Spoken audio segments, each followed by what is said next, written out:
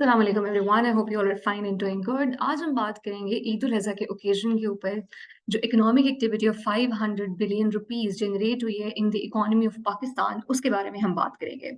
As you all know कि ईद उल अज़हा वो event है जो कि हर साल ना सिर्फ पाकिस्तान में बल्कि जितनी भी दुनिया में जहाँ जहाँ में मुसलमान एग्जिस्ट करते हैं वहाँ पे दिस एक्टिविटी इज परफॉर्म्ड। लेकिन इसका इकोनॉमिक इम्पैक्ट जो है वो हमें इतना ज़्यादा शायद we all do not know जितना कि इसको लाइक इसके ऊपर बात नहीं की जाती। So it is one of those untouched topics जिसके बारे में I think people must know. So globally अगर हम देखें तो पाकिस्तान इस टाइम पे लेदर इंडस्ट्री के अंदर नंबर 2 के ऊपर as a leather producer stand करता है। जो पाकिस्तान की लेदर इंडस्ट्री है it plays a very vital role in Pakistan economy and also it's substantial revenue generating segment in the days of the Eid ul Azha. और अगर हम इंडिया को देखें तो इंडिया भी हमारे ऊपर हाईली रिलाई करता है फॉर द पाकिस्तानी लेदर। सो जब ईद उल अज़हा का इवेंट होता है तो इसके अंदर आपका एक मल्टीप्लायर इफेक्ट जो है वो जनरेट हो रहा होता है, जो कि ना सिर्फ आपकी डोमेस्टिक इकोनॉमी बल्कि आपकी जो इंटरनेशनली ये एक्टिविटी परफॉर्म की जाती है in the different areas in the different countries of the world, उसकी वजह से हर पर्टिकुलर मार्केट को इसका एक बेनिफिट जो है वो पहुंच रहा होता है। So basically this is an economic booster and economic agent that is playing its invisible role in the economy, in the markets of the different economies of the world. सो थोड़ा सा इसके ऊपर फर्दर हम आगे देखते हैं कि किस तरह से बेसिकली ये एक रेवेन्यू जनरेटिंग एक्टिविटी होती है। बेसिकली ईद उल अज़हा के मौके के ऊपर एज यू नो कि जो इस टाइम पे अगर हम पाकिस्तान के अंदर पर्टिकुलरली बात करें in comparison to the last year, तो हम लोगों ने जो बूस्ट देखा वो तकरीबन रुपीस 500 बिलियन का था, जो कि इस साल हमने बिजनेस किया। इस साल जो हमारी economic activity from Eid ul Azha generate हुई in comparison to 329 rupees 329 billion rupees in comparison to the last year. Total Pakistan के अंदर जो सैक्रिफाइशियल एनिमल्स थे they were around 5.5 to 6.5 million, जिसका मतलब ये है कि तकरीबन कोई अराउंड आपकी 5 मिलियन जो एक आपका सेगमेंट ऑफ द पॉपुलेशन है उसने इस पूरी इकोनॉमिक एक्टिविटी से फायदा उठाया। तकरीबन 2 टू 2.5 मिलियन आपकी जो है काउज उनको कैटल मार्केट के अंदर लाया गया और वो सैक्रिफिशियल एनिमल्स के अंदर इंक्लूड हुई। 3.5 to 4 million goats were the part of that, up to 1 million sheep and also around 1 lakh camels. तो ग्लोबली पाकिस्तान इस टाइम पे देखा जाए तो इस इकोनॉमिक इस सेक्रिफिशियल एक्टिविटी से जो उसने एक लेदर का लाइक एक लेदर लेदर का जो रॉ मटेरियल इसने प्रोड्यूस किया उसके ऊपर Pakistan is standing at the second largest leather producer in the world. Economy of pilgrimage and sacrificial animals का हम इसको नाम देते हैं। हम इसको ये नाम क्यों देते हैं? Because Eid ul Azha has a multiplier effect on the economy as it benefits the many industries.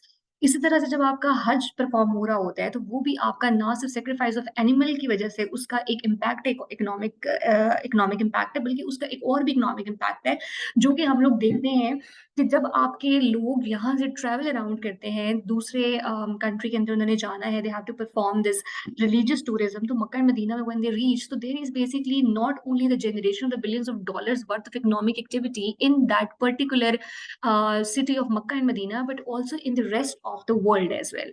अब किस तरह से वो इकोनॉमिक एक्टिविटी मल्टीप्लायर इफेक्ट रखती है? बिकॉज जब एक इंसान ट्रैवल करेगा तो ऑफ कोर्स उसने जो है वो एक ट्रैवल एजेंट को हायर करना है, उसने अपनी ट्रैवल कॉस्ट को मैनेज करना है, उसने टिकट खरीदना है, उसने एयरलाइन यूज करनी है। उसके बाद उसने जब वहां पर लैंड करना है तो उसने अपने लैंड ट्रैवल को भी मैनेज करना है, उसने अपनी अकोमोडेशन मैनेज करनी है, अपना रेजिडेंस, अपना खाना, अपना all the type of activity that you that related to your lodging and travelling, वो सारी आपकी उसके अंदर इंक्लूड होगी। सो बेसिकली ये जो ईद उल अज़हा का रिचुअल है इसके दो पार्ट्स हैं, जिसमें एक हज का इम्पैक्ट है और दूसरा आपके सेक्रीफाइसिंग ऑफ एनिमल्स का पार्ट है।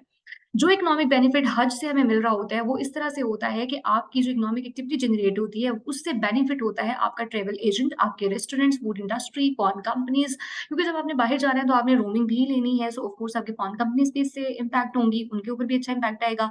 Airlines, land transport, butchers, labourers, like not only the Muslims in the Saudi Arabia but in the rest of the countries जहाँ पे वो नॉन मुस्लिम कंट्रीज हैं, लेकिन अगर वहाँ पे मुसलमान एग्जिस्ट करते हैं तो वो ट्रैवल अराउंड अगर करेंगे और वो हज परफॉर्म करेंगे तो of course those non Muslim countries are also going to be benefited from that.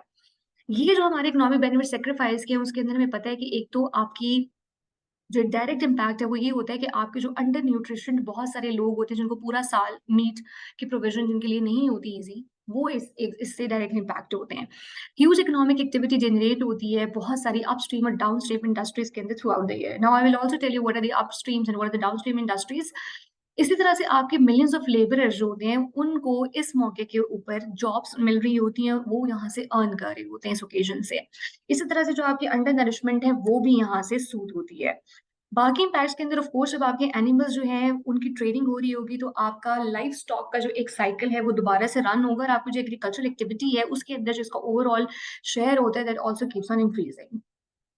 Apart from that जो आपके फॉरेन एक्सचेंज अर्निंग्स हैं, वो भी आपकी तकरीबन इसकी जो एक ट्रेड हो रही होती है, जैसे for example in the few countries when the people they are travelling from one country to the other country, so of course they have to carry the foreign currency with them. So एक तो उस लिहाज से आपकी foreign exchange earnings हो रही होती है। इसके अलावा जब आप अपनी एक्सपोर्ट अर्निंग्स को भी इसके अंदर इंक्लूड करते हैं, तो ये आपकी ओवरऑल बहुत सारी फैमिलीज की, जो आपकी रूरल फैमिलीज हैं पर्टिकुलरली, उनकी कैटल ब्रीडिंग जिनका बिजनेस है, जो एग्रीकल्चर सेक्टर के साथ दे आर एसोसिएटेड, उसको ये बेनिफिट करता है।